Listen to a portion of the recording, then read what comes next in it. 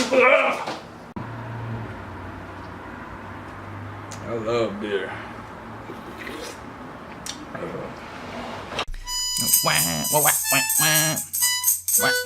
Executive Ducklings.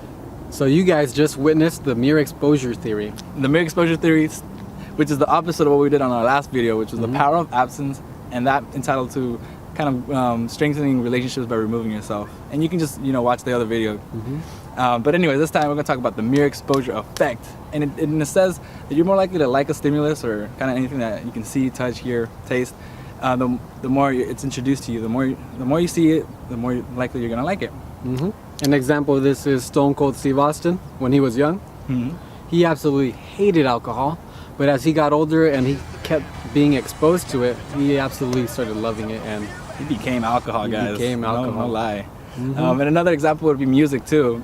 If you kind of you listen to a song and it's like whatever to you for the first time you hear it, after a while you end up really loving it, and you probably know the lyrics and it becomes your jam at sometimes, And for me, my experience also would be dating apps.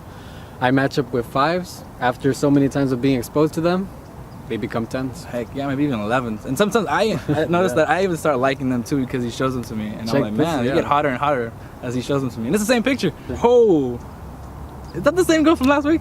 No. There's a lot of studies out there, guys. If you guys can check out the link below. We have 2 of them. The one I put up is the Kunst-Williams and Zajonc. They kind of said that you don't even have to be consciously aware for this effect to affect you, pretty much. So it's kind of like subconscious and subliminal. And in fact, Robert Bornstein did a meta-analysis, and he noticed that these advertisements or this influence was more effective when you didn't consciously perceive the image itself.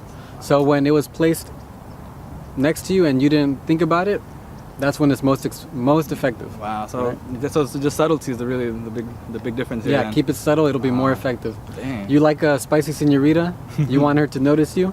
Just keep popping up in her life from time to time, and who knows? She might like you. Might. But don't be creeping too much. There's too much good stuff, guys. Yeah. But I have this homework for you guys. If you guys want to try this at home with your phone, you can go ahead and take a picture of yourself. And if you have it like my phone, if you take a picture in the preview, it'll switch after you take the picture, and it'll look kind of weird. Because to me it looked really weird. I don't know, who is this guy, even though it's me. I know who it was. Yeah, yeah. I'm used to seeing myself in the preview, because the preview is the same thing as looking at yourself in the mirror. So if you go ahead and do that, you guys can tell us if you like the preview before or the after. Yeah, the picture after. And also, be on the lookout for the next video. The next video, yes, which is songs that we love to hate, and those absolutely dive into the mere exposure theory itself. Darn straight it is. Okay. All right, guys, but stay executive.